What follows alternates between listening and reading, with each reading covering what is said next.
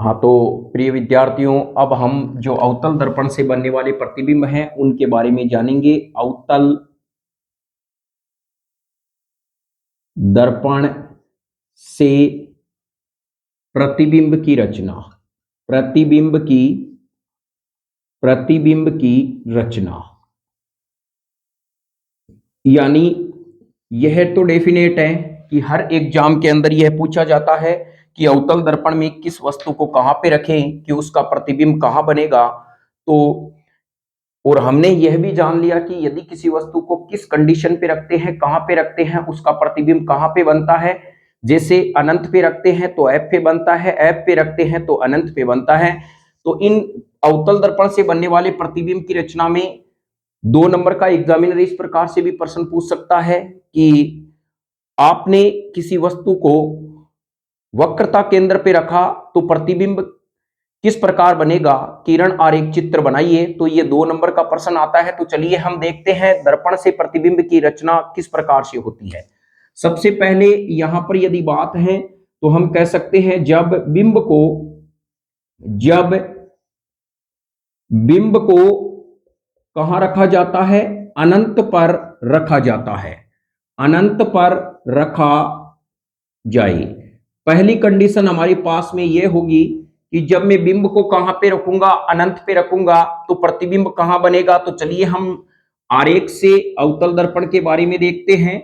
यह हमारे पास में अवतल दर्पण होता है जिसका परावर्तक पृष्ठ अवतल होता है।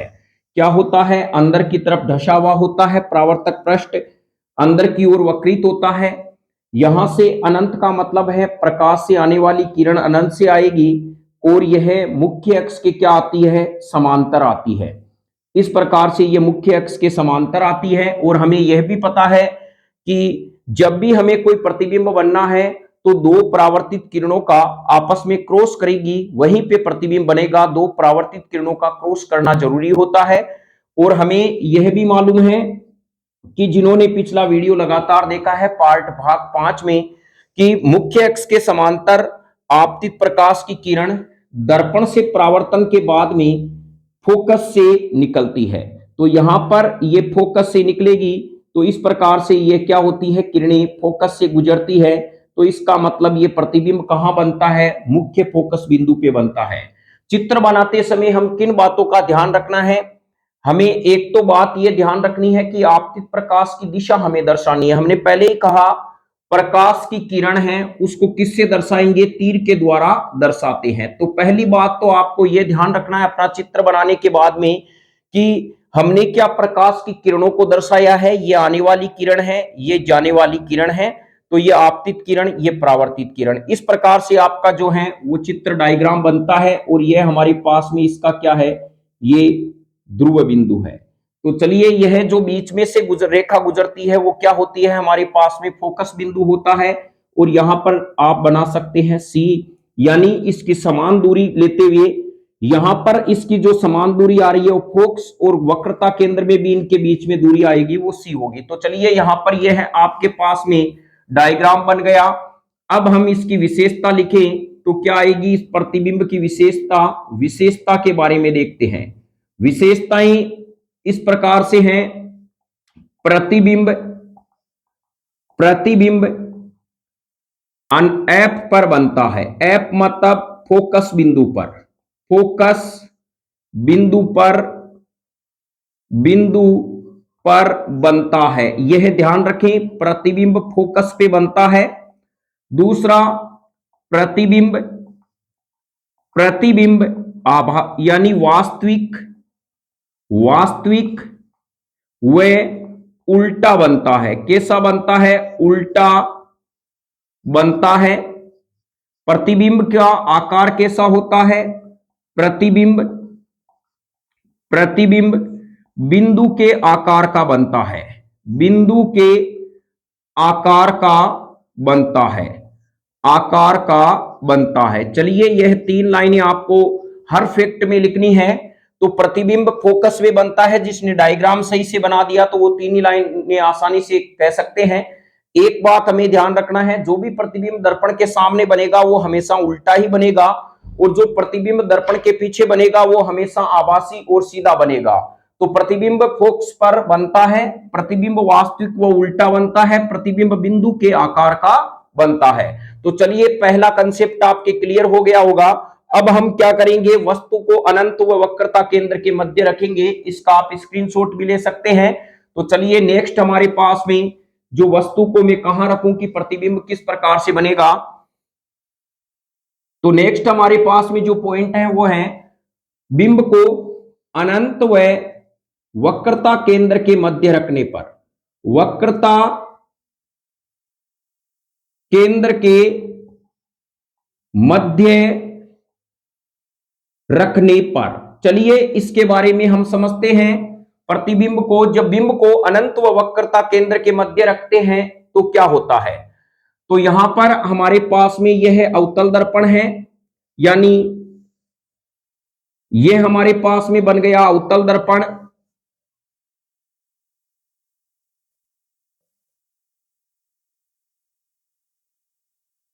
ये इसकी मुख्य फोकस है। ये हमारे पास में मैंने माना कि यहां पर इस वस्तु को रखा। पहले आपको वक्रता केंद्र और फोकस तय नहीं करना है। चित्र में जब प्रकाश की किरणें जहां से क्रॉस हो जाए जिस बिंदु से, वहां फोकस, और बाद में हम देखेंगे वक्रता केंद्र कौन सा होता है। तो यहां से आप एक प्रकाश की समांतर किरण गुजारोगे। बताइए यह आपतित प्रकाश की किरण कहां से गुजरेगी, परावर्तन के बाद में फोकस बिंदु से। इस प्रकार से फोकस बिंदु से सीधी प्रकाश की किरण गुजरती है। चलिए यह आपने कंसेप्ट है यहां कर लिया। अब आप कहेंगे दूसरी किरण कौन सी गुजारनी है, तो हम कहेंगे यहां पर आप बिंब बनाने के लिए इस प्रकार से दूसरी किरण गुजार सकते हो, और यह किरण क्या करेगी यहां से। यहां ध्यान रखना आपतित किरणों के क्रॉस की बात नहीं हो रही है, परावर्तित किरणें आपस में। आप कहोगे सर यहां पर क्रॉस कर ली तो यहां बनेगा, नहीं प्यारे बच्चों, यहां आपतित और परावर्तित क्रॉस कर रही है।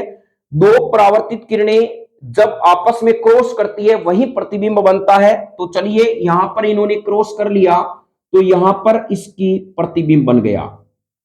अब कहेंगे हमें करना क्या है, तो आपको कुछ नहीं करना है। यहां पर हम कहेंगे कि इनका जो प्रतिबिंब की रचना होती है, यानी अनंत व वक्रता केंद्र के मध्य जब रखते हैं तो हमारा जो प्रतिबिंब बनेगा वो फोकस के मध्य, यानी फोकस और वक्रता केंद्र के मध्य बनेगा। तो यहां पर यह आपके पास में है सी, यहां पे आप लगा देना, और यह इधर अनंत है ही, और यह आपके जो प्रकाश की किरण यहां से गुजर रही है यह आपका कौन सा बिंदु हो गया, फोकस। तो चलिए आपके डायग्राम बाद में आप इन किरणों को शो करना कौन सा बिंदु है। तो एक आप ध्यान रखना, जब भी वस्तु को आप सी और अनंत के बीच में रखते हैं आपका प्रतिबिंब हमेशा फोकस और वक्रता केंद्र के बीच में ही बनेगा, और बाद में आप उन पॉइंटों को नोटेट कर देना। यह अनंत और सी के बीच में आपने वस्तु को रखा है, इस प्रकार से आपका प्रतिबिंब बनेगा। तो चलिए यहां पर हम इसकी विशेषता लिखते हैं। विशेषताएं क्या होती है, विशेषताएं इस प्रकार से है। नंबर एक बात, प्रतिबिंब प्रतिबिंब वक्रता केंद्र, प्रतिबिंब वक्रता केंद्र व फोकस बिंदु के मध्य बनता है। फोकस बिंदु के मध्य बनता है। पहली बात आपके यह समझ में आना चाहिए प्रतिबिंब कहां बनता है। दूसरा, प्रतिबिंब प्रतिबिंब वास्तविक व उल्टा बनता है। वास्तविक व उल्टा बनता है, यह भी आपके दूसरा पॉइंट हो गया। तीसरा, प्रतिबिंब बिंब से छोटा बनता है। क्या बनता है, बिंब से छोटा बनता है, छोटा बनता है। यह आप ध्यान रखें, बिंब से छोटा बनेगा। तो यहां पर आपके इसके प्रतिबिंब की रचना हो गई, और यह आप ये इस प्रकार से प्रकाश की किरणों को भी आप आसानी से शो कर देना किस प्रकार से क्या है। तो प्रतिबिंब वक्रता केंद्र व फोकस बिंदु के मध्य बनता है। प्रतिबिंब वास्तविक व उल्टा बनता है। प्रतिबिंब वस्तु से छोटा बनता है।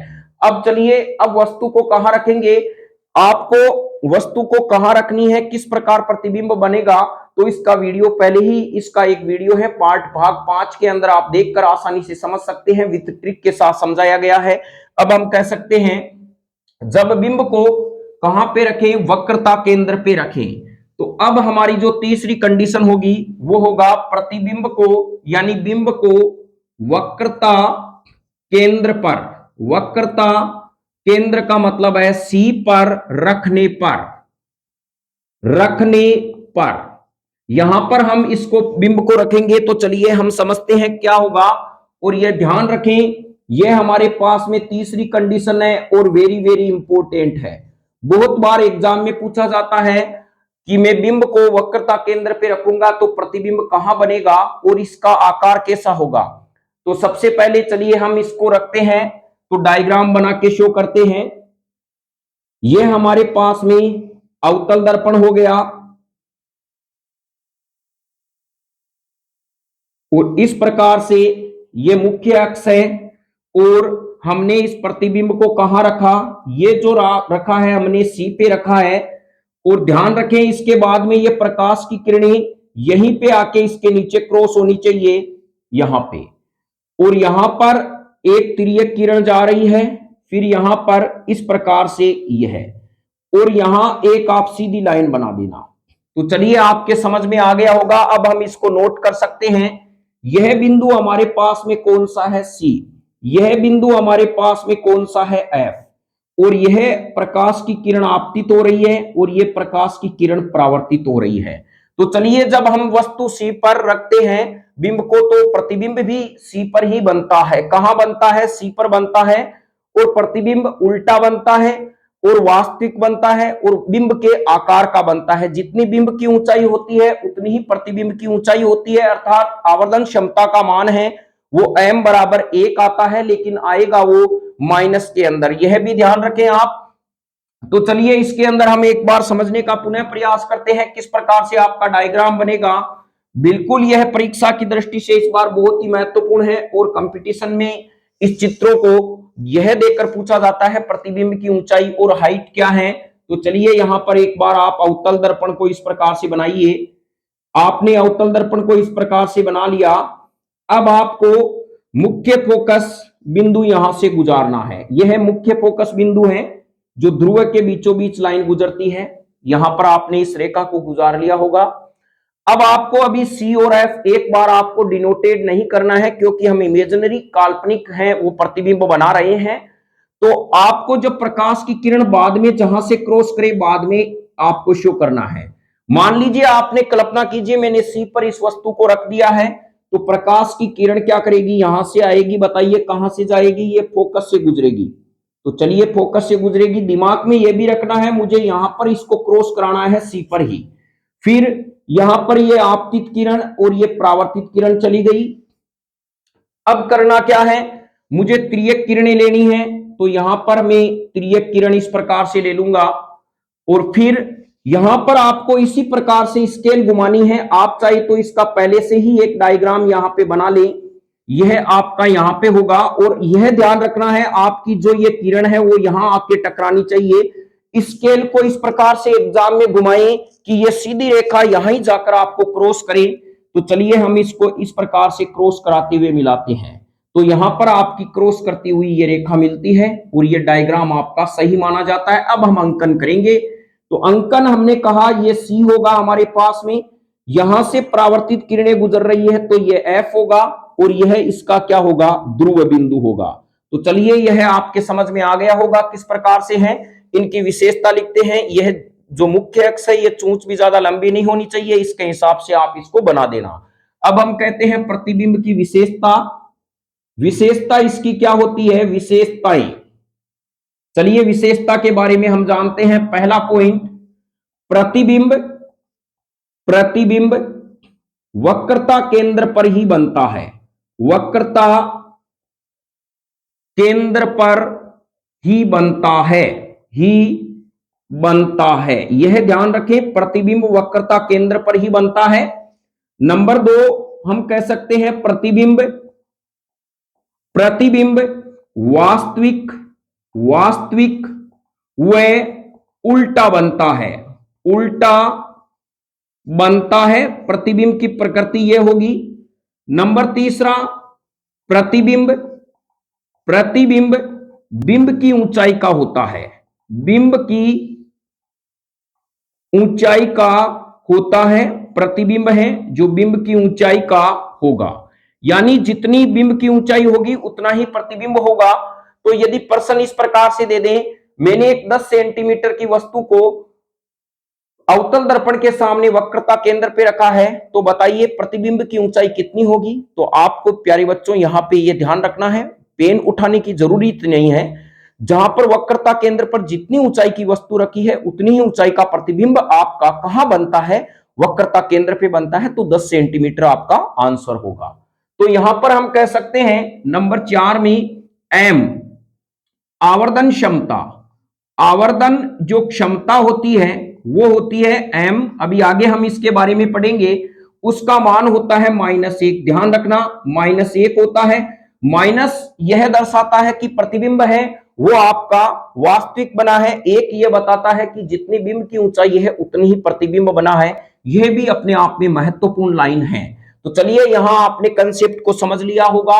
अब हम देखते हैं कि अब वस्तु को कहां पे रखेंगे, इसको आप नोट डाउन कर सकते हैं। अब जो वस्तु रखेंगे वो रखेंगे वक्रता केंद्र व फोकस के मध्य।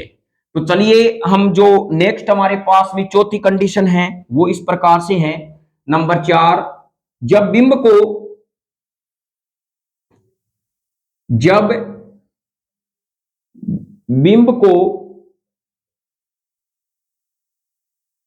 वक्रता केंद्र सी व फोकस के मध्य रखते हैं, फोकस बिंदु के मध्य रखते हैं, तो यहां पे हम रखेंगे तो कैसा प्रकार का प्रतिबिंब बनेगा, चलिए जानते हैं। पहली बात तो यह है, यह तो हमारे पास में डेफिनेट समझ में आ गया।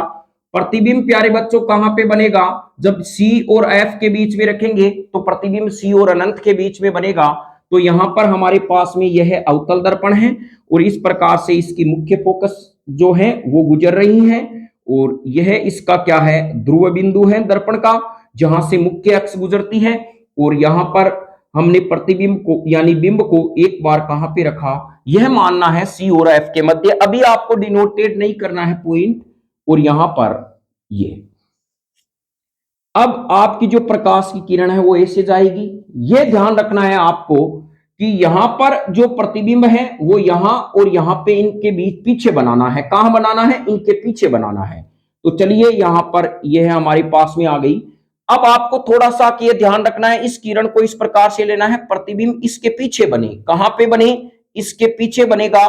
तो हम यहां पे इसको इस प्रकार से ले जाएंगे तो यहां पे हमारा प्रतिबिंब क्या है, यहां बन गया। चलिए यहां आपने आसान भाषा में इस प्रकार से समझ लिया। इसकी थोड़ी सी पूंछ है वो लंबी कर देते हैं। तो इस प्रकार से यह आपका क्या है, प्रतिबिंब बन गया। चाहे तो आप परावर्तित किरणें यहां से भी निकाल सकते हैं, यहां भी लिख सकते हैं, यहां भी। अब हम इनको डिनोटेट करेंगे। तो मान लीजिए हमारे पास में यह पॉइंट अनंत का है और यह पॉइंट मेरे पास में सी का है और यह पॉइंट देखिए ये तो फिक्स होगा आपका, ये कौन सा होगा, एफ का होगा। एफ को आप मनमाने ढंग से नहीं लिख सकते। एफ आपका फोकस बिंदु से जो गुजर रही है परावर्तित किरण वो फोकस ही होगा, यानी परावर्तित किरणें गुजरेगी तो इस प्रकार का प्रतिबिंब बनता है। देखने से ही लगता है प्रतिबिंब बिंब से बड़ा होता है। तो चलिए यहां पर इनकी विशेषताएं लिखते हैं। विशेषताएं क्या होती है, नंबर 1, प्रतिबिंब अनंत व सी, समझ गई, सी वक्रता केंद्र, सी के मध्य बनता है, मध्य बनता है, पहला बात ये। और यहां पर हम कह सकते हैं नंबर 2, प्रतिबिंब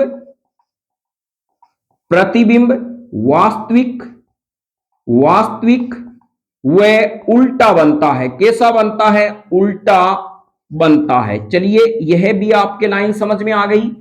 तीसरा हम कह सकते हैं प्रतिबिंब बिंब से बड़ा बनता है, बिंब से बड़ा बनता है, बड़ा बनता है।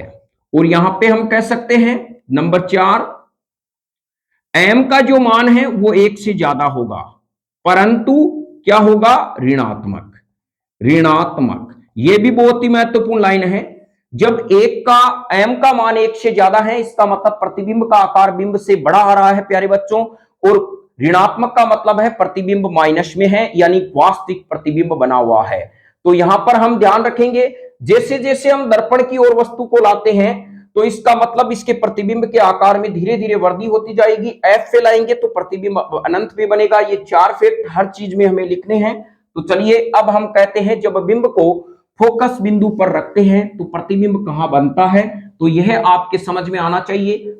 जब बिंब को एफ पर रखते हैं तो प्रतिबिंब अनंत पे बनेगा। जब बिंब को एफ पर रखा जाए, रखा जाए, फोकस बिंदु आप जानते ही हैं क्या होता है। तो यहां पर अब हमारे पास में ये अवतल दर्पण है इस प्रकार से, और यहां पर वापस ये है मुख्य अक्ष है, ये गुजरेगी और हमें प्रतिबिंब बनाना है अनंत पे। चलिए किस प्रकार से बनाते हैं। यहां पर हमारे पास में मान लीजिए, सपोज कीजिए ये फोकस बिंदु है, यहां पर हमने वस्तु को रख दिया और यह किरण कहां से गुजरेगी, फोकस से ही गुजरेगी, यहां से गुजर गई। अब हमारे पास में एक किरण प्यारे बच्चों तिर्यक रेखा इस प्रकार से आएगी और वो इस प्रकार से यहां जाएगी, इस प्रकार से जाती है। यहां पे आप इनको छोड़ देना, आगे मिलाने की जरूरत नहीं है, अनंत पे अपने आप मिल जाती है। अभी हम बताएंगे इसकी विशेषता क्या होती है।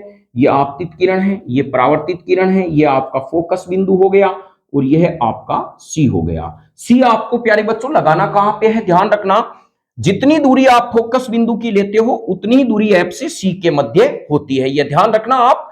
तो यहां पर यानी जितनी दूरी आप यहां पे एफ के मध्य लेते हो उतनी ही दूरी सी की होती है, क्योंकि अभी हमने पढ़ा था कि वक्रता जो त्रिज्या होती है आर बराबर मेरे पास में होता है, यानी वक्रता त्रिज्या और फोकस दूरी के मध्य हमने संबंध देखा था आर बराबर 2f, यह हमने देखा था। तो चलिए इसमें भी हमने डिस्कस कर लिया है, तो यह भी वीडियो अपलोड किया हुआ है। अब देखिए इसकी विशेषता क्या है। इसकी विशेषता इस प्रकार से रखना कि जो परावर्तित किरणें हैं उनको आप रेल की पटरी की तरह समांतर मत बना देना। जैसे जैसे इनकी दूरी बढ़ती जाए तो उनके बीच में आप दूरियां कम करते जाना। इस प्रकार से जैसे सपोज कीजिए ये समांतर किरणें आ रही हैं, तो जैसे जैसे ये बढ़ेगी इनके बीच में दूरी रहेगी, कम होती जाएगी, धीरे धीरे कम होती जाएगी। ऐसे लगेगा कि ये एंड में जाके क्या है, कहीं ना कहीं मिलती है। जैसे हम देखते हैं नदियों का पानी है जो नाली के अंदर आता है, वो धीरे धीरे नाला छोटा छोटा होता जाता है। इसी प्रकार से एंड में जाके वो क्या कर जाता है, किसी समुद्र या तालाब में मिल जाता है। छोटा इसलिए होता जाता है क्योंकि उसमें रेत है, वो गाद है, वो इकट्ठी होती जाती है, जिससे जल के प्रवाह धीरे धीरे कम होता जाता है। तो यहां पर आप एक बात ध्यान रखें, इनमें दूरी धीरे धीरे कम करते जाना और ऐसे लगेगा कि ये एंड में जाके मिल रही है। तो चलिए हम यहां पर इसकी विशेषता लिखते हैं। विशेषता में क्या विशेषताएं छुपी हुई है, विशेषताएं नंबर 1 प्यारे बच्चों, इसमें विशेषता ये आती है, नंबर 1 विशेषता के अंतर्गत प्रतिबिंब अनंत पे बनता है। प्रतिबिंब अनंत पर बनता है, अनंत पर बनता है। फिर नंबर 2 प्रतिबिंब उल्टा व वास्तविक बनता है, उल्टा व वास्तविक बनता है। यह भी आप ध्यान रखें, प्रतिबिंब उल्टा व वास्तविक बनता है। तीसरा हम कह सकते हैं प्रतिबिंब बिंब से बहुत बड़ा बनता है, बिंब से बहुत बड़ा बनता है, बहुत बड़ा बनता है। चौथी विशेषता में हम लिख सकते हैं m का मान, m जो होगा वो 1 से क्या होगा, ज्यादा होगा, परंतु ऋणात्मक। ध्यान रखें 1 से जब ज्यादा होगा तो इसका मतलब क्या होगा, बहुत ज्यादा होगा, तो 2 एरो के चिन्ह लगा देंगे। तो इस प्रकार से देखिए ये चीजें आपको रटने की नहीं है, इनमें से आप देख के लिख सकते हैं। पहला प्रतिबिंब अनंत पे बनता है, प्रतिबिंब उल्टा और वास्तविक बनता है, प्रतिबिंब बिंब से बहुत बड़ा बनता है और m का मान एक से ज्यादा होता है, बहुत ज्यादा होता है, परंतु यहाँ पे ऋणात्मक होता है। तो चलिए यहाँ पे आपने समझ लिया, अनंत पे आपने वस्तु रखा किस प्रकार से। लास्ट इसकी कंडीशन है प्यारे बच्चों, जब वह बिंब को अनंत व ध्रुव बिंदु के मध्य रखते हैं, तो चलिए इसका प्रतिबिंब हम बनाते हैं, किस प्रकार से बनेगा। जब बिंब को ऐप व ध्रुव बिंदु यानी P के मध्य रखते हैं, P के मध्य रखते हैं, तो चलिए इनका प्रतिबिंब बनाते हैं, किस प्रकार से होगा। तो प्रतिबिंब, यहां पर यह कंडीशन भी हमारे पास में वेरी वेरी इंपॉर्टेंट है, एग्जाम में पूछी जाती है। अवतल दर्पण आए और यह कंडीशन नहीं आए, ऐसा एग्जाम में हो नहीं सकता है। 100% इनमें से पुटअप प्रश्न किया जाता है, चाहे कोई कंपटीशन हो, चाहे हमारे 10th क्लास का आरबीएसई या सीबीएसई के पैटर्न पर एग्जाम लेना हो, अवतल दर्पण आ जाए और इनमें से प्रश्न ना आए, ऐसा असंभव होता है, क्योंकि अवतल दर्पण की एक ही ऐसी अवस्था होती है जिसमें आभासी और वस्तु से बड़ा प्रतिबिंब बनता है। तो चलिए हम इसके प्रतिबिंब के बारे में रचना करते हैं, किस प्रकार से इसका प्रतिबिंब बनेगा। यह हमारे पास में, ये अभी उत्तल दर्पण मुंह निकाल रहा है, इसका भी बाद में बारी आएगी। तो यह है अवतल दर्पण।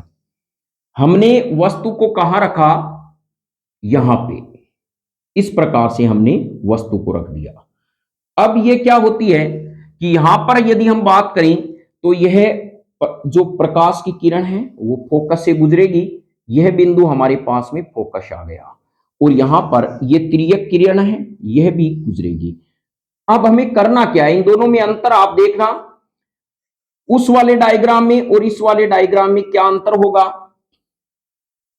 यहां पर जो परावर्तित किरण होती है वो एक दूसरे के समांतर होगी। प्यारे बच्चों, जब भी आपको ये कंडीशन पूछी जाए तो आपको क्या करना है, यहां पर फोकस और ध्रुव बिंदु के मध्य आपको प्रकाश की जो है बिंब को रख देना है। ये आपका जो है P हो गया। अब करना क्या है, ये तो हमें पता है कि ये जो प्रकाश मुख्य अक्ष के समांतर आपतित किरण परावर्तन के बाद में फोकस से निकलती है, तिर्यक किरण है। हमें इस प्रकार से किरणों को निकालना है, ये एक दूसरे के समांतर रहे, चाहे कहीं से भी इनकी चौड़ाई नापी जाए, समांतर ही रहेगी।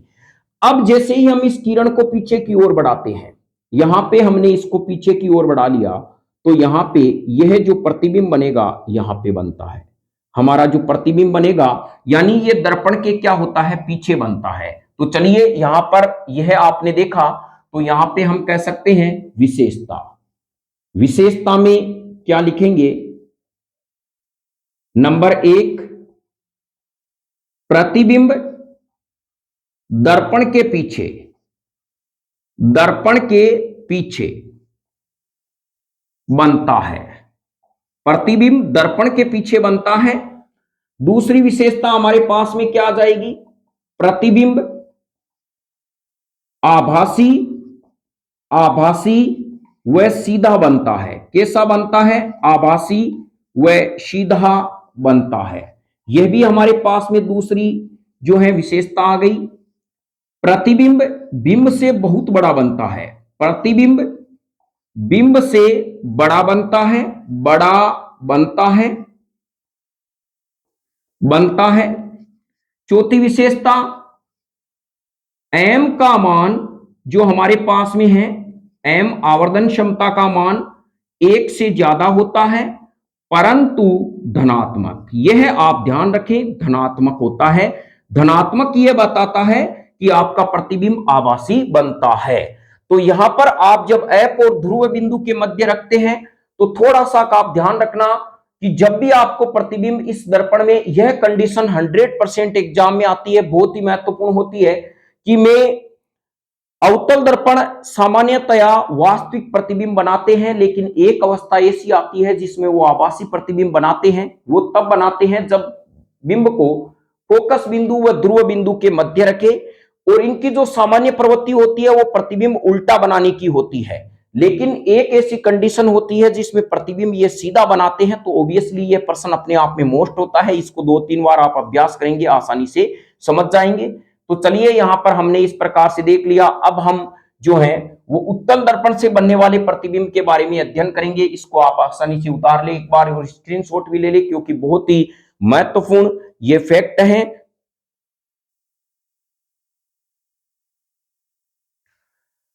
हाँ तो प्यारे बच्चों, अब हम जो प्रतिबिंब है वो समझेंगे उत्तल दर्पण से बनने वाले प्रतिबिंब की रचना। तो चलिए हम यहाँ पे समझने का प्रयास करते हैं। उत्तल दर्पण में ज्यादा कंडीशन है नहीं, दो ही कंडीशन है। तो उत्तल दर्पण से बनने वाले प्रतिबिंब, उत्तल दर्पण से प्रतिबिंब की रचना, प्रतिबिंब की रचना, उत्तल दर्पण से हम प्रतिबिंब की रचना करेंगे, किस प्रकार से होती है।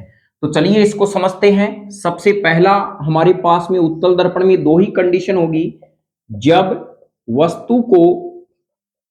वस्तु अर्थात बिंब को अनंत पे रखा जाए, अनंत पर रखा जाए। तो चलिए यहां पर अनंत जैसे ही शब्द आता है टूट पड़ना, क्योंकि प्रतिबिंब एफ से बनेगा।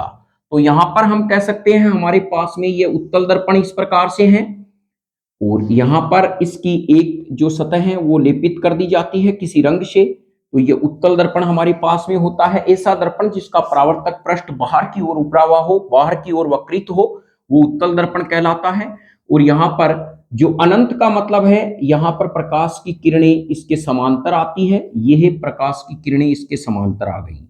तो अब हमें पता है यह उत्तल दर्पण क्या करता है, इन किरणों को यहां पर हम कहीं फैला देता है। क्या कर देता है? फैला देता है। आप इन किरणों को इस प्रकार से फैला दें तो आप कहेंगे सर प्रतिबिंब तो बन ही नहीं रहा है, ये तो दूर जा रही है। बिल्कुल ये दूर जा रही है, इनकी नेचर होती है प्रकाश की किरणों को फैलाना। जब इन प्रकाश की किरणों को पीछे की ओर बढ़ाएंगे तो यहां पर यह प्रकाश की किरणें इस प्रकार से यहां क्रॉस होती है, यह बिंदु होता है एफ। तो आप ध्यान रखें कि जो हमारे पास में उत्तल दर्पण है, यहां पर आप चाहे तो एफ लिख सकते हैं और यहाँ पे सी लिख सकते हैं। तो यहां पर हम कह सकते हैं कि जो प्रतिबिंब है वो दर्पण के पीछे बनता है। यानी यहां देखिए प्रकाश की किरण है वो फोकस से यानी आती हुई प्रतीत होती है। तो इस प्रकार से आप डायरेक्शन बना देना। तो हम कह सकते हैं कि प्रतिबिंब की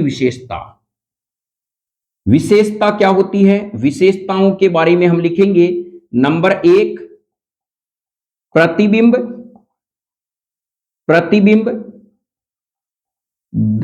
यानी जो है वो दर्पण के पीछे बनता है, दर्पण के पीछे बनता है। पहली बात ये। दूसरी हम कह सकते हैं प्रतिबिंब दर्पण के पीछे फोकस पे बनता है, फोकस बिंदु पर बनता है। यह हमारी दूसरी कंडीशन हो गई। तीसरी कंडीशन हम कह सकते हैं प्रतिबिंब जो है वो आभासी सीधा व बिंदु के आकार का बनता है, बिंदु के आकार का बनता है। चलिए यहां पर हमने देखा और m बराबर चौथा होगा। m बराबर m का मान होता है वो 1 से बहुत कम होता है, परंतु क्या होता है? धनात्मक। यह भी आप ध्यान रखें। धनात्मक यह दर्शाता है कि प्रतिबिंब आभासी बनता है। यानी ये प्रतिबिंब हमेशा दर्पण के पीछे बनने वाले प्रतिबिंब हमेशा आभासी होते हैं। दर्पण के प्रतिबिंब जो दर्पण के सामने बनते हैं वो हमेशा वास्तविक और उल्टे होते हैं। तो यह फैक्ट आप उतार लें, आसानी से समझने का प्रयास करें किस प्रकार से क्या बनता है। तो चलिए यहां पर आपने देखा किस प्रकार से। अब हम एक बार आपको ड्रॉ डायग्राम की सहायता से भी बता रहे हैं। तो मान लीजिए आपने इस प्रकार से बनाया, यह आपका जो है वो उत्तल दर्पण इस प्रकार से बनेगा। ये करना क्या है, अनंत से प्रकाश की किरण आ रही है तो अनंत से तो समांतर किरणें आती हुई प्रतीत होती है। यहां पे ये आ गई। अब आगे की स्टेप में आपको करना क्या है, इन किरणों को ऐसे यहां मोड़ देना। आप कहोगे नहीं ऐसे ये डायरेक्ट नहीं जाएगी, यहां पे अपवर्तन नहीं हो रहा है, यहां पर हमें परावर्तन करना है। तो यहां पे ये वापस उसी माध्यम में जाएगी। इसका नियम होता है ये देखिए वापस उसी माध्यम में चली गई, इसका मतलब परावर्तन कर रहे हैं हम। और दर्पण किस सिद्धांत पे काम करता है? परावर्तन के सिद्धांत पे। ये वापस देखिए इस डायरेक्शन में, तो ये मिल नहीं रही है और हमें चाहिए प्रतिबिंब। तो हम क्या करते हैं, कभी गणित में या हमें न्यूमेरिकल देते हैं तो हम देखते हैं, हमें प्रश्न भले ही नहीं आए, आंसर उसका ढंग से हम उत्तरमाला देख के फट से उसका उत्तर लिख देते हैं। वो यहाँ पे करना है, किसी को बताना ही नहीं है, तुरंत हमें इसको पीछे की तरफ फोकस पे बढ़ाते हुए मिलाना है। तो चलिए इन प्रकाश की किरणों को मैं पीछे की तरफ बढ़ाता हूं और यहाँ पे ये पीछे की तरफ बढ़ गई, और जैसे ही बढ़ गई इसको टपका देना, ये फोकस बिंदु हो गया। तो चलिए देखिए डायग्राम कितना आसानी से हो गया। यहां पर ये जा रही है तो इस प्रकार से यह भी आप डायरेक्शन शो कर देना। अब मैंने पहले ही कहा, आप यहाँ पे यदि एफ लिखते हो या सी लिखते हो तो आपका प्रतिबिंब और बहुत अच्छा दिखाई देता है। थोड़ी सी किस चूंच को ऐसे नहीं, चिपकली की चूंच है वो टूटी हुई है, वैसे कर दे। तो यदि आप यहाँ पे समान दूरी पे सी करते हो तो देखिए आपका प्रतिबिंब कितना सुंदर दिखाई देता है। तो चलिए यहाँ पर इस प्रकार से आपको प्रतिबिंब की रचना करनी है। और पेक्युलरिटीज, विशेषता हमने पहले ही बता दी क्या और किस प्रकार होती है। अब दूसरा हमारे पास में है, जब बिंब को, यानी जब वस्तु को अनंत व प्रकाश केंद्र के बीच में रखें, प्रकाश केंद्र के बीच रखें।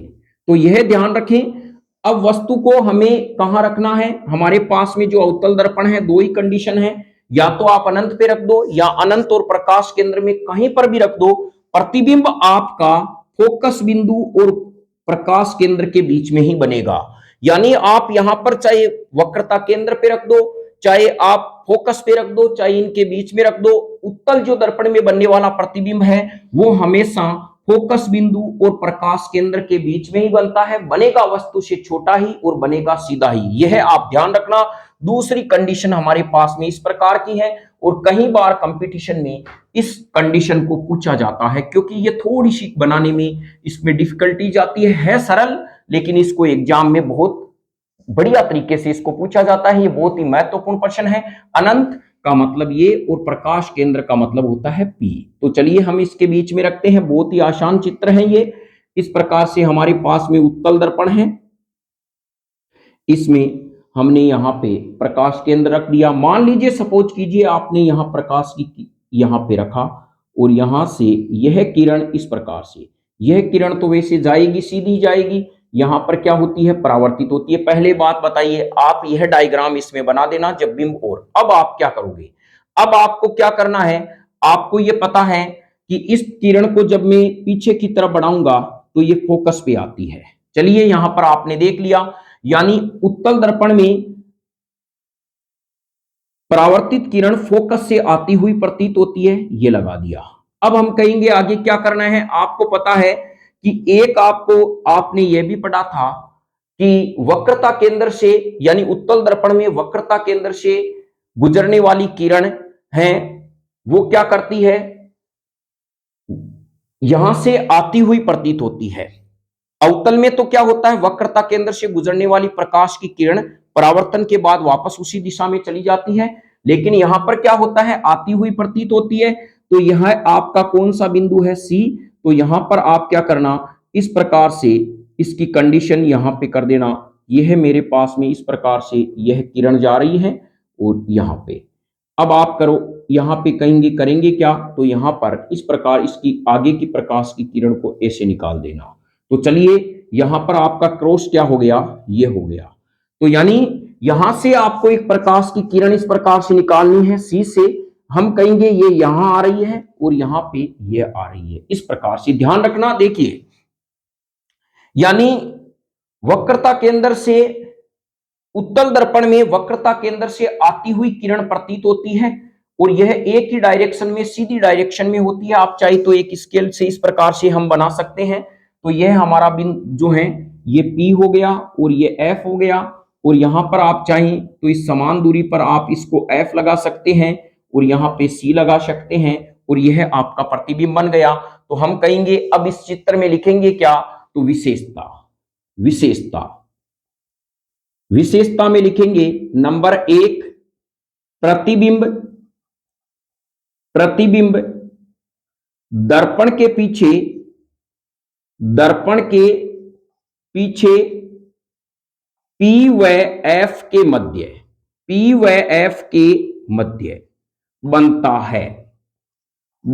है। पहली बात ये, आप उत्तल दर्पण में वस्तु को दर्पण के सामने अनंत के अलावा कहीं पर भी रखो, प्रतिबिंब आपका डेफिनेट कहां बनेगा, ध्रुव बिंदु और फोकस बिंदु के मध्य ही बनेगा, दर्पण के पीछे। दूसरा हम कह सकते हैं जब पीछे बन रहा है प्रतिबिंब, प्रतिबिंब आभासी व सीधा बनता है। कैसा बनता है? आभासी व सीधा बनता है। चलिए ये दो विशेषता आपके समझ में आ गई। तीसरा हम कह सकते हैं प्रतिबिंब का आकार हमेशा वस्तु से छोटा होता है, वस्तु से छोटा होता है, छोटा होता है। यानी 4 नंबर में हम कह सकते हैं m का जो मान होता है वो हमेशा क्या होगा, 1 से कम होगा। अर्थात हम कह सकते हैं m का जो मान है वो 1 से कम होगा, परंतु प्यारे बच्चों यहां ध्यान रखना धनात्मक। क्या होगा? धनात्मक। यानी m का मान है वो 1 से कम होगा, लेकिन क्या होगा? धनात्मक होगा। यह विशेषता आप ध्यान रखें। यानी उत्तल दर्पण में m का मान चाहे कहीं पर भी वस्तु रखें, m का मान हमेशा 1 से कम होता है, परंतु धनात्मक होता है, क्योंकि प्रतिबिंब आभासी बनता है। चलिए इस चित्र को एक बार हम पुनः बनाने का प्रयास करते हैं, आपके आसानी से समझ में आ जाए, क्योंकि ये बहुत ही महत्वपूर्ण चित्र है। और चित्र को रटने की बजाय यदि हम समझते हैं तो आप मेरे साथ में बनाने का इसको प्रयास कीजिए। पहले आप एक बार उत्तल दर्पण बना लीजिए। यह आपने उत्तल दर्पण बना लिया। फिर आपको एक सीधी रेखा खींचनी है। यह आप पता चल गया आपको, यह हमारे पास में है जो है फोकस बिंदु, यानी जो मुख्य अक्ष हो गई हमारे पास में। अब हमें करना क्या है, कहीं पर भी आप एक वस्तु को रख दें, इस प्रकार से आप वस्तु को रखें। फिर यहां से मुख्य अक्ष के समांतर आपतित प्रकाश की किरण लगा दें। फिर इस किरण को परावर्तन होगा तो ये फैला देगा, ऐसे बना दे। अब कहेंगे करना क्या है, इस किरण को आपको पीछे बढ़ाना है सीधी रेखा में। स्केल की सहायता से आप एकदम सीधी बढ़ा दें और यह बिंदु आपका हो गया F। यानी अर्थात हम यहां पे कहेंगे ये फोकस से आती हुई प्रतीत होती है। तो चलिए आपके यह समझ में आ गया होगा कि यह प्रतीत है, यानी मुख्य अक्ष के समांतर आपतित प्रकाश की किरण परावर्तन के बाद में फोकस बिंदु से आती हुई प्रतीत होती है। उत्तल दर्पण की यह विशेषता है। अब हम कहेंगे आगे हमें करना क्या है, तो आगे आपको क्या करना है, यहां से एक बिंदु लगा दे आप C। और इस प्रकार आप पहले बिंदु नहीं लगाए तो भी चलता है। आपको क्या करना है कि इस प्रकार से एक रेखा इस प्रकार से लानी है और सीधी आपको ले जानी है इस प्रकार से यहां तक, और यहां आपका जहां क्रॉस होता है वहां पर ऐसे बना दे, और यह इस प्रकार से होगी। फिर यह जो रेखा है इसके सीधे ही एक रेखा ऐसे सीधी जाएगी, और ध्यान रखें यह रेखा, ये तीर का निशान तो आ रहा है, आती हुई प्रतीत होती है। तो जहां पे बिंदु पे आती हुई या क्रॉस कर रही है वहां आपको C लगाना है। अब हम कहेंगे यहां पर क्या करना है, क्या यही तीर का निशान लगाना है? नहीं, यहां पर यह लगाना है आपको तीर का निशान, क्योंकि हम कहेंगे वक्रता केंद्र से जब कोई प्रकाश की किरण गुजरती है तो परावर्तन के बाद में उत्तल दर्पण में वो किरणें आती हुई प्रतीत होती है, वक्रता केंद्र से आती हुई प्रतीत होती है। यानी इसमें प्रकाश की किरण सिर्फ प्रतीत होती है, क्योंकि प्रतिबिंब क्या बनता है, आभासी बनता है। तो आपके यह डायग्राम समझ में आ गया होगा। चलिए यहां पर हम बात करते हैं, यहां पे हम लगा देते हैं इसका P, यहां पे बिंदु लगा देते हैं, और यहां पर ये हम बिंदु हैं, मान लीजिए सपोज कीजिए हमने यहां पर इसका बिंदु लगा दिया F और यहां पे लगा दिया C, और इसी प्रकार यह आपका डायग्राम क्या हो गया, सही हो गया। तो चलिए यह आपने समझ लिया होगा किस प्रकार से क्या बनता है। अब हम जो उत्तल दर्पण और अवतल दर्पण है उसके बारे में थोड़ा सा विचार विमर्श करते हैं, अंतर पढ़ते हैं, क्या होता है क्या नहीं होता है। अब चलिए प्रतिबिंब की प्रकृति पढ़ते हैं।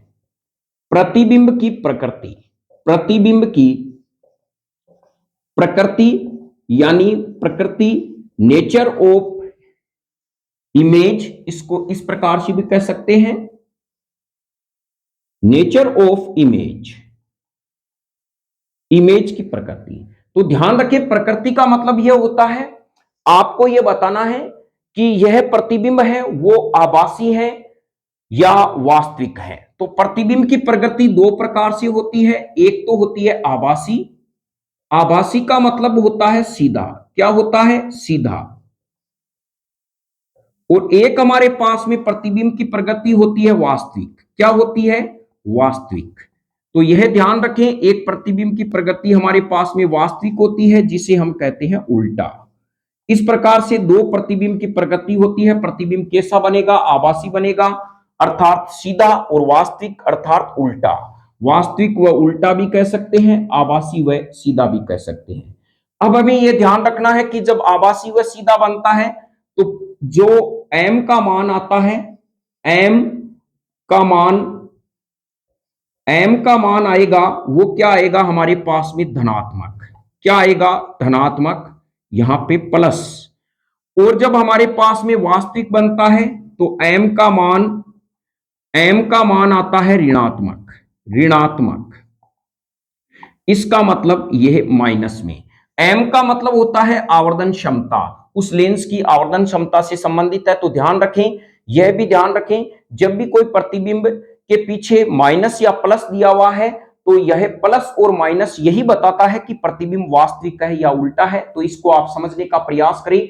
प्रतिबिंब आभासी व सीधा है, कब बनता है, जब प्रतिबिंब दर्पण के पीछे बनेगा आभासी व सीधा बनेगा। जब प्रतिबिंब दर्पण के आगे बनता है तो प्रतिबिंब वास्तविक व उल्टा होता है। उसके लिए m का मान ऋणात्मक और m का मान धनात्मक होता है आभासी व सीधा के लिए। तो चलिए यहां पर हम एक प्रश्न देते हैं, उसको आप समझने का प्रयास कीजिए जिससे आपके कंसेप्ट हैं वो न्यू कंसेप्ट क्लासेज के माध्यम से सही हो जाए। तो चलिए यहां पे हम देते हैं, एक दर्पण द्वारा, एक दर्पण द्वारा बनाए गए प्रतिबिंब का मान, प्रतिबिंब का मान -2 है, कितना है, -2 है। तो प्रतिबिंब की प्रकृति होगी, प्रतिबिंब की प्रकृति होगी, प्रकृति होगी, यानी -2 सेंटीमीटर है। मान लीजिए आवर्धन क्षमता कहिए तो आवर्धन क्षमता का कोई मात्रक होता नहीं है, प्रतिबिंब का मान है -2 है, आपको इससे कुछ नहीं लेना है, माइनस से लेना है। प्रतिबिंब की प्रकृति होगी, नंबर ए आभासी, नंबर बी सीधा,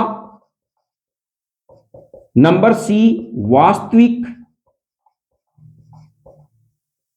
नंबर डी उल्टा, नंबर ई वास्तविक व उल्टा दोनों, वास्तविक व उल्टा दोनों।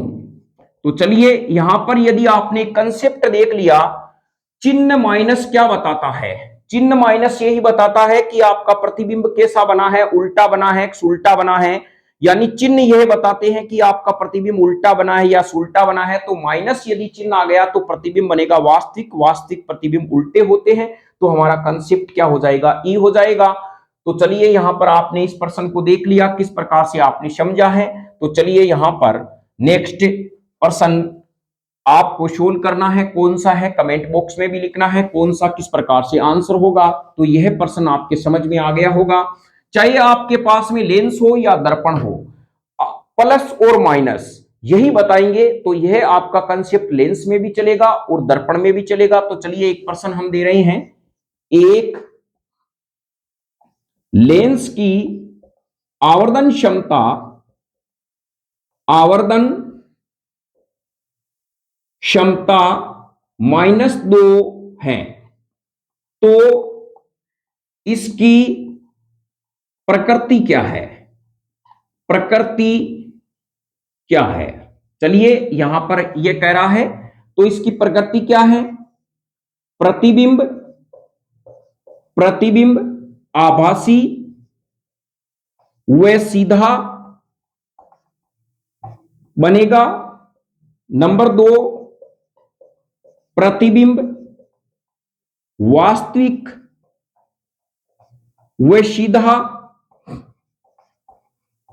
नंबर 3 प्रतिबिंब, वास्तविक व उल्टा, वास्तविक व उल्टा। नंबर 4 प्रतिबिंब, प्रतिबिंब आभासी व उल्टा।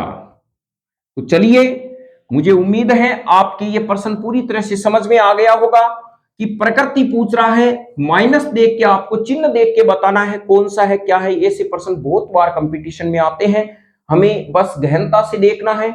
जब प्रतिबिंब आभासी है तो वो तो सीधा होगा ही, वास्तविक है वो सीधा होगा, ये कथन तो वैसे ही गलत है।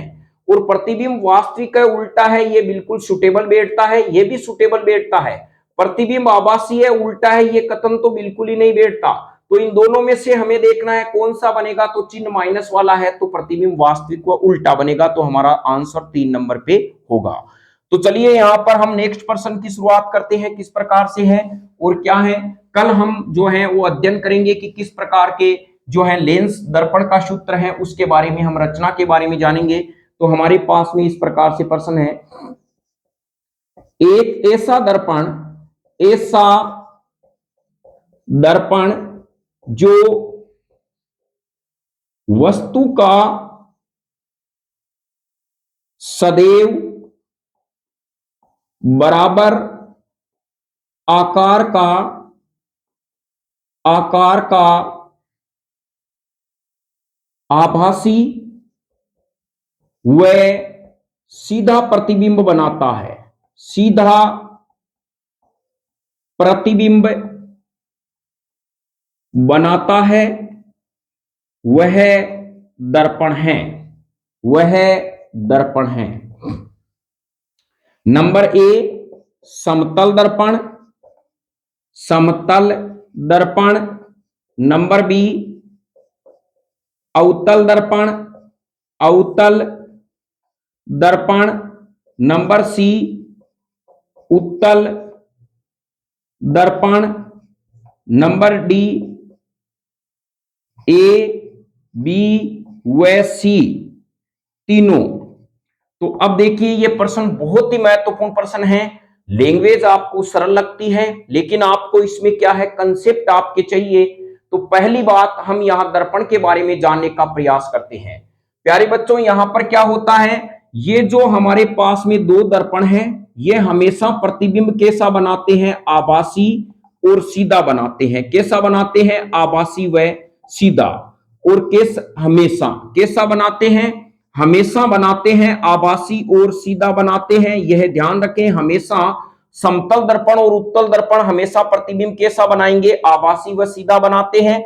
लेकिन यहां पर यह जो समतल दर्पण है वो प्रतिबिंब बनाता है वस्तु के आकार के बराबर। प्रतिबिंब है वो वस्तु के आकार के बराबर बनाता है, आकार के बराबर बनाता है। बराबर जितनी वस्तु है उतना ही प्रतिबिंब बनाएगा।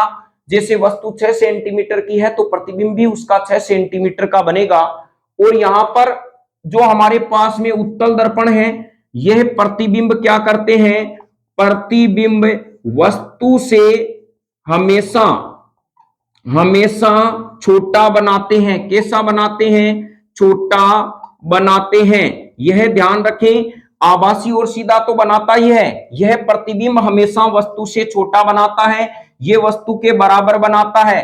अब बचे अवतल भाई साहब, तो ये क्या करते हैं, ये 90% जो प्रतिबिंब है वो क्या बनाएंगे, हम कहते हैं ये दो प्रकार के प्रतिबिंब बनाते हैं। तो चलिए यहां पर आपने इसको लिख लिया होगा प्रतिबिंब के इन दो के बारे में। अब हम अवतल के बारे में पढ़ने का प्रयास करते हैं कि अवतल जो हैं वो किस प्रकार के प्रतिबिंब बनाते हैं, तो आपके कंसेप्ट क्लियर हो जाएंगे। अब अवतल की बारे में बात आती है, तो अवतल क्या करेंगे, यह प्रतिबिंब दो प्रकार के बनाते हैं अवतल। यह एक तो बनाता है वास्तविक, वास्तविक व उल्टा। कैसा बनाता है, उल्टा। और एक आभासी बनाता है और कैसा बनाता है, सीधा बनाता है, वह सीधा भी बनाता है। ये ध्यान रखें, ये प्रतिबिंब आभासी और सीधा बनाता है। लेकिन यह जो 95% प्रतिबिंब है वो वास्तविक व उल्टा बनाते हैं, केवल 5% प्रतिबिंब कैसा बनाते हैं, आभासी व सीधा बनाते हैं। और यह तभी बनता है जब वस्तु को फोकस और यानी जो है फोकस बिंदु व ध्रुव बिंदु के मध्य रखें, एक ही कंडीशन पे रखने पे बनता है।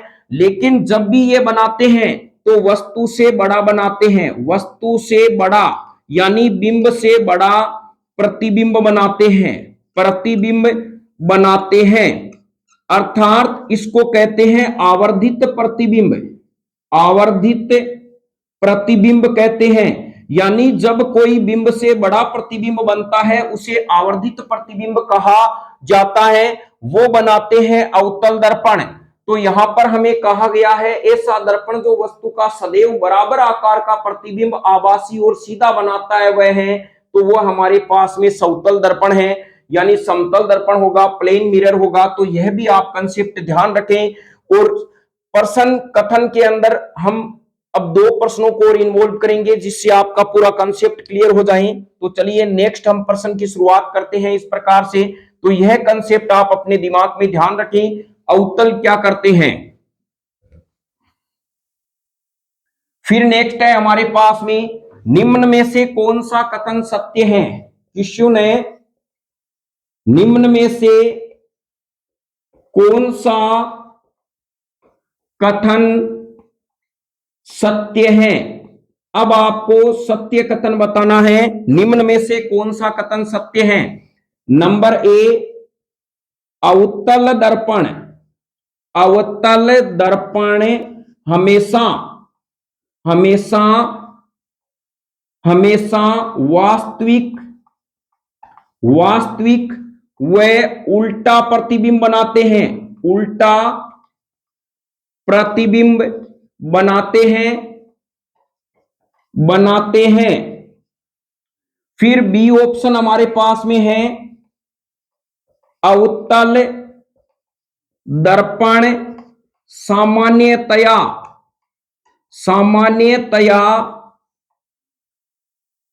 वास्तविक व उल्टा प्रतिबिंब बनाते हैं, प्रतिबिंब बनाते हैं। सी ऑप्शन आपको दे दें, अवतल दर्पण आभासी व वास्तविक, आभासी व सीधा प्रतिबिंब वस्तु से छोटा बनाते हैं, छोटा बनाते हैं। नंबर 3 डी, अवतल दर्पण जब आभासी व सीधा प्रतिबिंब बनाते हैं, प्रतिबिंब बनाते हैं तो वस्तु से बड़ा तथा दर्पण के सामने बनता है। चलिए यह आपके कंसेप्ट है। हम कहते हैं पेपर में थोड़ा सा घुमा के आ गया, अच्छे से पढ़ा नहीं। प्यारे बच्चों, पेपर वही था, थोड़ी सी लैंग्वेज उसने बदल दी, और लैंग्वेज बदलने से हम घूम गए, क्योंकि हमने क्या किया कि रटने पे आधारित बल दिया। और आपको अधिकांश प्रश्नों का वही हल करा सकते हैं जिन्होंने सफलता का स्वाद चखा है, जिन्होंने कंपटीशन दिया है। उन्हें पता है कि हमारे राजस्थान के अंदर किस प्रकार के प्रश्न पूछे जाते हैं और किस प्रकार के पेपर के पैटर्न को घुमाया जाता है। जिनके साइंस है वही साइंस की भाषा जान सकते हैं। तो आप न्यू कंसेप्ट क्लासेस से लगातार जुड़ते रहें। आपका सीईटी का पूरा सिलेबस आपको मिलेगा, प्लस सेकंड ग्रेड की जो तैयारी कर रहे हैं उन बच्चों को ऐसे प्रश्न देखते ही समझ में आ जाना चाहिए कि वास्तव में रियलिटी में प्रश्न इसी प्रकार से घूमते हैं। हम वहां पे लेके डिटोरा पीटते हैं, अवतल दर्पण है, अभिसारी होता है, अपसारी होता है। बिल्कुल आजकल ये कंसेप्ट की लाइनें बिल्कुल हटा दी गई है। आजकल विकल्प में से प्रश्न पूछा जाता है। चलिए हम इनकी शुरुआत करते हैं। अवतल दर्पण हमेशा वास्तविक व उल्टा प्रतिबिंब बनाते हैं, बिल्कुल गलत है, क्योंकि हमेशा नहीं बनाते प्यारे बच्चों, एक कंडीशन ऐसी आती है जिसमें वो आभासी और सीधा भी बनाते हैं, तो हमेशा यह कथन क्या होगा हमारा, गलत होगा। अवतल दर्पण सामान्यतया वास्तविक को उल्टा प्रतिबिंब बनाते हैं, बिल्कुल सही है ये, क्योंकि अवतल दर्पण सामान्यतया वास्तविक को उल्टा प्रतिबिंब बनाते हैं। सामान्यतया का मतलब है 95% से अधिक।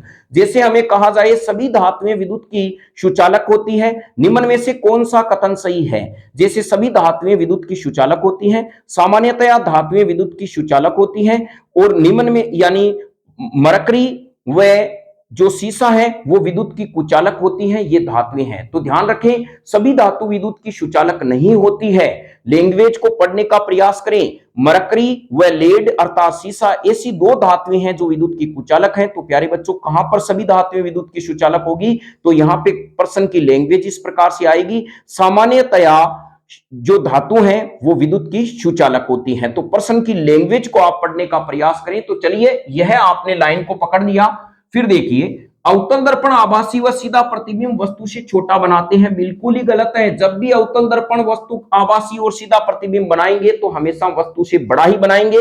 या तो ये बनाते नहीं है, और बनाते हैं तो धमाकेदार बनाते हैं, आसमान चीर के बनाते हैं, भूमि को फाड़ के बनाते हैं और हल्ला करके बनाते हैं। तो इसका मतलब प्रतिबिंब हमेशा बड़ा बनता है। तो चलिए यह नेक्स्ट, अवतल दर्पण जब आभासी व सीधा प्रतिबिंब बनाते हैं तो वस्तु से बड़ा तथा दर्पण के सामने बनाते हैं। तो ध्यान रखें इस लाइन को पूरा पढ़ें। वस्तु से बड़ा बनाते हैं, यहां तक तो इसने लाइन को क्या कर दिया, इन्वॉल्व सही कर दिया, लेकिन दर्पण के सामने बनाते हैं, यह बात गलत है। क्योंकि दर्पण के सामने यदि यह प्रतिबिंब बनता तो वास्तविक और उल्टा होता, यह प्रतिबिंब दर्पण के पीछे बनाते हैं, यह ध्यान रखें। यदि यह लाइन आती दर्पण के पीछे बनता तो यह कथन सत्य होता, लेकिन असत्य है। इनमें से कौन सा कथन हमारा सत्य है? बी सत्य है। तो ध्यान रखें आप जब भी कंपटीशन का एग्जाम दे रहे हैं, आप बहुत बड़ी मेहनत से 1 साल या 2 साल समय बिता के तैयारी कर रहे हैं, तो आप वहां पर एग्जाम के अंदर भले ही आपको प्रश्न जितने आए आसानी से करना, लेकिन एक बार आप प्रश्न को गहराई से पढ़ना, चारों विकल्प को अच्छे से देखना, और चारों विकल्प को देखने के बाद में जो सर्वश्रेष्ठ आंसर होता है उसी का आप चयन करना, वही आपका सही आंसर माना जाएगा। तो यहां ध्यान रखें जैसे कहा जाए टंगस्टन पाया जाता है राजस्थान में, number 1 option Nagaur, number B option Degana, number C option Sirohi, number D option हम कह सकते हैं बाड़मेर। तो प्यारे बच्चों डेगाना जो है, हाँ यहां पर यदि ये ऑप्शन में आता ए व बी दोनों, तब तो नागौर और डेगाना माने जाते, लेकिन ऑप्शन में यदि ए और बी दोनों नहीं है तो सर्वश्रेष्ठ विकल्प नागौर में डेगाना आता है। तो डेगाना हमारा आंसर क्या होगा, करेक्ट होगा। आप लैंग्वेज को पढ़ने का प्रयास करें, क्योंकि यदि ऐसे प्रश्न आप हल करके आते हैं तो मैं डेफिनेट कहता हूं आप 5000 बच्चों को पीछे छोड़ के आते हैं और आपका कंपटीशन में 100% सिलेक्शन होगा। आप न्यू कंसेप्ट क्लासेस से लगातार जुड़े रहें और ऐसे भी प्रश्न आपको मिलते रहेंगे। तो चलिए अब हम नेक्स्ट हैं, वो इस प्रकार से आपके सामने 1% न्यूमेरिकल दे रहे हैं, बिना आपको पेन उठाए हल करना है। यदि आपका कंसेप्ट न्यू कंसेप्ट क्लासेज के माध्यम से पूरा तैयार हो चुका है तो चलिए यह प्रश्न की लैंग्वेज इस प्रकार से है। उत्तल दर्पण में अनंत व पी के मध्य यानी ध्रुव बिंदु के मध्य 10 सेंटीमीटर ऊंचाई की वस्तु रखने पर, वस्तु या बिंब वस्तु रखने पर बनने वाले प्रतिबिंब की ऊंचाई होगी, प्रतिबिंब की ऊंचाई होगी। यह भी बहुत बार कंपटीशन में प्रश्न आया है, होगी। तो चलिए यहां पर ए विकल्प है, 12 सेंटीमीटर, बी विकल्प है 10 सेंटीमीटर, सी ऑप्शन है 18 सेंटीमीटर, डी ऑप्शन है आपके पास में यहां पे 8 सेंटीमीटर। अब देखिए ऐसे प्रश्नों में यदि आपके कंसेप्ट क्लियर है तो मुझे लगता है पेन उठाने की जरूरत है नहीं। उत्तल दर्पण जब भी प्रतिबिंब बनाएगा वो दर्पण के पीछे बनाएगा, आभासी और सीधा बनाएगा, और उसकी आवर्धन जो है m का मान प्लस में होगा, ये तो फैक्ट हम समझने हैं। लेकिन हमेशा वो बिंब से छोटा बनाता है। प्रतिबिंब हमेशा बिंब से छोटा बनता है, तो डेफिनेट ऊंचाई 10 सेंटीमीटर है बिंब की, तो इससे कम वाला मेरा आंसर होगा। कैसा होगा? 10 तो होगा नहीं, बराबर तब होगा जब समतल दर्पण दिया हुआ होगा। कब होगा? समतल दर्पण होगा। और ये वाला कंडीशन कब होगी प्यारे बच्चों? जब मेरे पास में कौन सा होगा? अवतल दर्पण होगा, अवतल दर्पण। और जब बात हो रही है उत्तल दर्पण की, तो यह आंसर हमारा करेक्ट हो जाएगा, 8 सेंटीमीटर। तो इसी प्रकार आप न्यू कंसेप्ट क्लासेस से जुड़े रहें। कल हम लेके आएंगे कि किस प्रकार से जो है जो दर्पण सूत्र हैं वो किस प्रकार से लिखे जाते हैं, न्यूमेरिकल किस प्रकार से उनके हल किए जाते हैं। क्योंकि क्लास 10th के आरबीएससी में एक अथवा में प्रश्न जरूर आता है न्यूमेरिकल, 3 नंबर का प्रश्न आता है, और उससे संबंधित लेंस का भी आता है, क्योंकि 2 पार्ट के चैप्टर कर दिए गए हैं, अपवर्तन और परावर्तन। ध्यान रखें, दर्पण हमेशा परावर्तन के सिद्धांत पे काम करते हैं, लेंस अपवर्तन के सिद्धांत पे काम करते हैं। तो इसी के साथ जय हिंद, वंदे मातरम, धन्यवाद।